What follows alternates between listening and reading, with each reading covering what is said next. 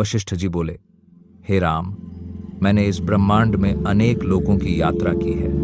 मैंने देवताओं के निवास स्वर्गलोक में भी विचरण किया, जहाँ के सुख अद्वितीय माने जाते हैं। मैंने पाताल की गहराइयों में भी झांका और सिद्धों, गंधर्वों के लोकों को भी देखा। मैंने देखा है कि कैसे एक इंद्र का पद समाप्त होता है और नया इंद्र आता है। मैंने अनगिनत ब्रह्मा को जन्म लेते और विष्णु को लीला करते देखा है।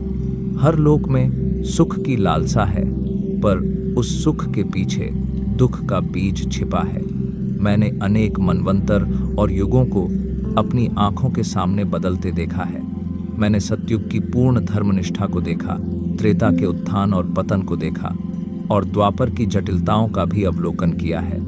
महाप्रलय और सृष्टि की पुनः उत्पत्ति के चक्र को मैंने अनगिनत बार होते देखा है। हर युग में मनुष्य अपनी इच्छाओं के पीछे दौड़ता है। वह नए संबंध बनाता है, उन्हें खोता है और फिर उसी चक्र में फंस जाता है। राम, इन सभी लोकों, युगों, जन्म और मरण के चक्रों में भटकने के बाद मैं इस अंतिम सत्य पर पहुंचा हूं कि संसार में कोई सार नहीं है।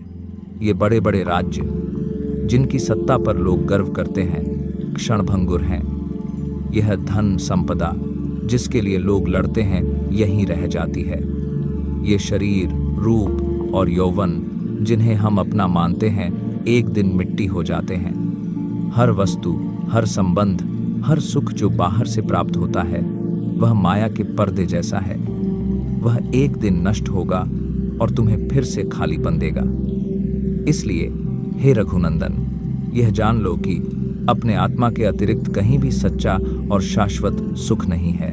सच्चा सार और सच्ची शांति तुम्हारे हृदय के भीतर स्थित उस परमात्मा के अंश में ही है, तुम्हारी आत्मा में। जब तक तुम बाहर की वस्तुओं में सुख खोजते रहोगे, तब तक भटकते रहोगे।